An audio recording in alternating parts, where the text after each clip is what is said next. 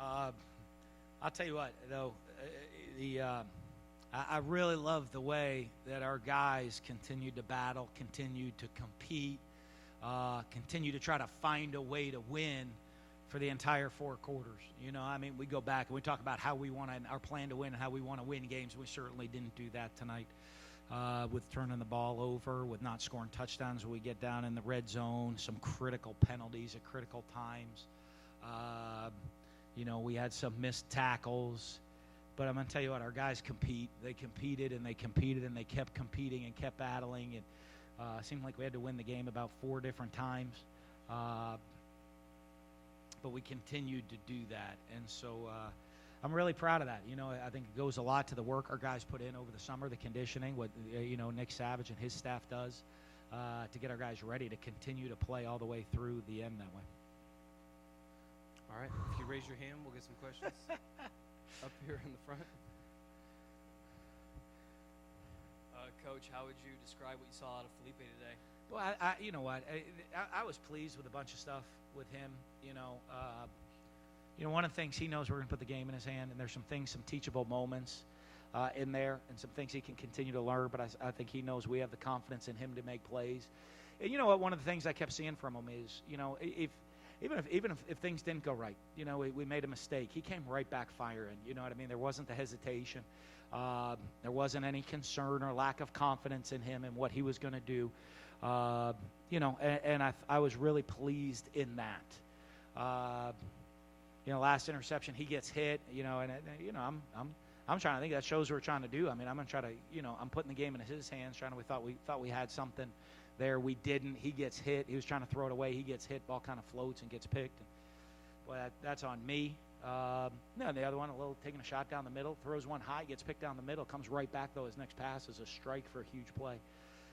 And I think that shows his maturity and how he's continued to come back and grown in this offseason to just play the next play. Let's go. Back on the left, Matt. Yeah, can you kind of elaborate on that? I mean, his ability to rebound from that, would he have been able to do that last year after a pick like that?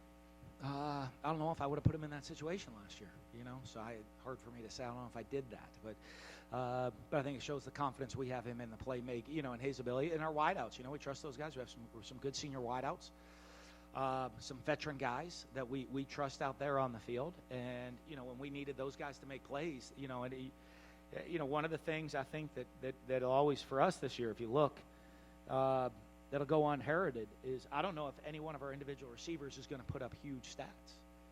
But collectively, they're going to put up big numbers. Collectively, you know, I mean, the one biggest plays of the game, our starting receiver made one of the biggest plays of the game, recovering a punt on special teams. You know, that was our leading returning receiver, and this is his first time playing on punt because they're a veteran group that really understands what it takes to win football games. You know, and they've bought into that, and that's not only going to help us here now, but I'm sure it's going to help those guys to play football for a long time. Over on the right, Edgar.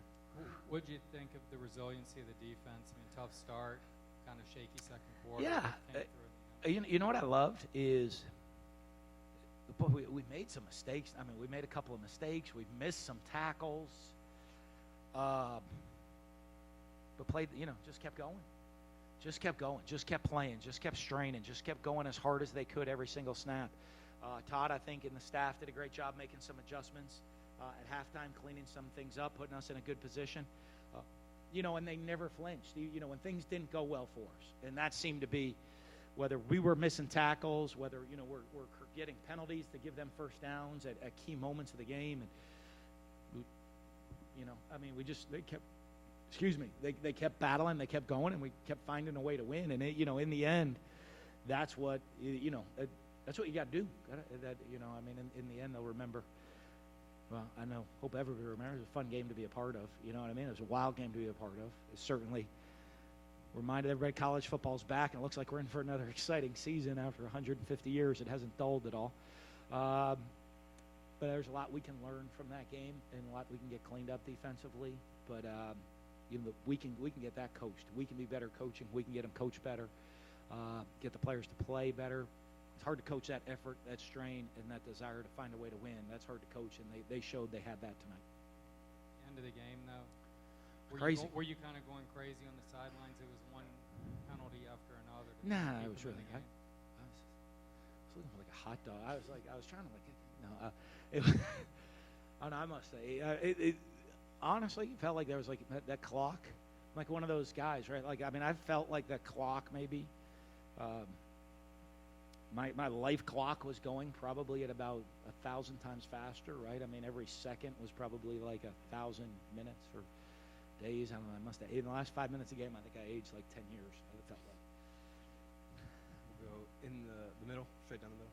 Dan, did you kind of feel like you were channeling your inner Les Miles with the fourth down calls? I mean, that kind of reminded of LSU at 2007. Yeah, you know what? There were situations and within the game that we felt, and that we felt we had a good play call, and we had veteran players, and so I didn't mind putting the ball in their hands to let them go make those plays, and they were able to do it. I didn't think any of them were real high risk. I mean, they kind of seem high risk, but for us, we felt pretty good with those calls, and there wasn't any question or doubt in what we were going to do. Seemed to have a lot of momentum going, and then you have consecutive turnovers, and the rest of the half just goes flat after that. Yeah, it was. I mean, we didn't run many plays. I think they did a good job of we did a good job of keeping their offense on the field by turning the ball over, and by some critical penalties at key times. But we didn't run that many plays. Let's see. We ran 54 plays. It's really not that many. Time of possession, we had the ball for 2 minutes in the fourth quarter. So I do think that, and some of the turnovers. You look at the turnovers, especially the first two. They didn't do anything except, I guess, fall on the ball. And after 3 of our guys didn't fall on it, and to create those turnovers, that was a little bit frustrating, And I think, we're very fortunate. Also, too, in that, like I said, you look at our plan to win, you look at turnovers, you look at red zone scoring, and I don't know that we hit those goals per se, but our guys found a way to win, and that's what's most important. Back over on the right, Andy. Dan, following up on that fourth down question, before the punt that Scott dropped and Van recovered, yeah, you had a fourth and short really similar to the ones you'd already converted. How much thought was there into going for that?